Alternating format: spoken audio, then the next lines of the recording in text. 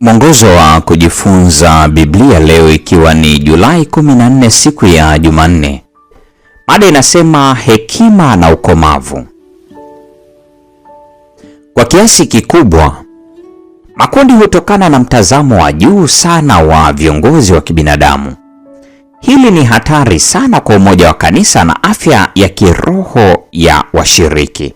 Kwa kuwa mtazamo potofu wa huduma ya Kikristo unaweza kusababisha kanisa kuwapa madaraka makubwa mno viongozi fulani na kuleta madhara kwa wengine. Matokeo ya tabia hiyo ni hali ya ushindani inayoweza kuligawa kanisa. Zaidi ya hayo, ikiwa tunawachukulia viongozi wa kibinadamu kama msingi wa utambulisho wetu wa Kikristo, tunajiweka katika hatari ya kumwondoa Kristo katika nafasi sahihi maishani mwetu. Soma Wakorintho wa kwanza sura ile ya 3 ya kwanza hadi ya 4. Paulo hapa anaelezeaje uchanga wa kiroho wa Wakorintho? Paulo anaweka wazi kwamba ukomavu wa kiroho unamwongoza muumini kufahamu hekima ya Mungu. Wakorintho wa kwanza sura ile ya 2 aya ya 6 na ya 7. Tunayoipokea kwa njia ya Roho. Wakorintho wa kwanza sura ile ya 2 aya 13, na inayotofautiana na hekima ya wakati huu sura ile ya 2 aya ya 6. Hekima ya kibinadamu sura ya 2 aya 13. Hekima ya Mungu inafunuliwa katika msalaba wa Kristo. Wakorintho wa kwanza sura ya 2 ya kwanza hadi ya 4.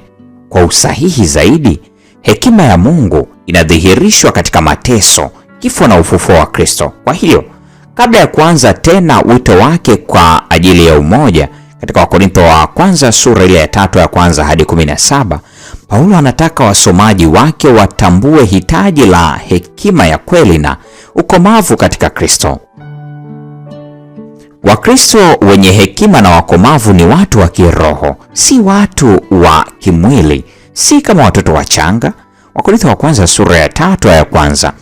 Wanalinganisha mambo ya kiroho na mambo ya kiroho kwa sababu mambo ya rohoni yatambulikana kwa jinsi ya rohoni. Wakorintho wa kwanza sura ya 2 ya 13 na 14. Wakristo wenye hekima na wakomavu hula chakula kigumu, si maziwa. Sura ya 3 ya 2. Linganisha na Waebrania 5:12. Muumini atumiaye maziwa hajui sana neno la haki kwa kuwa ni mtoto mchanga.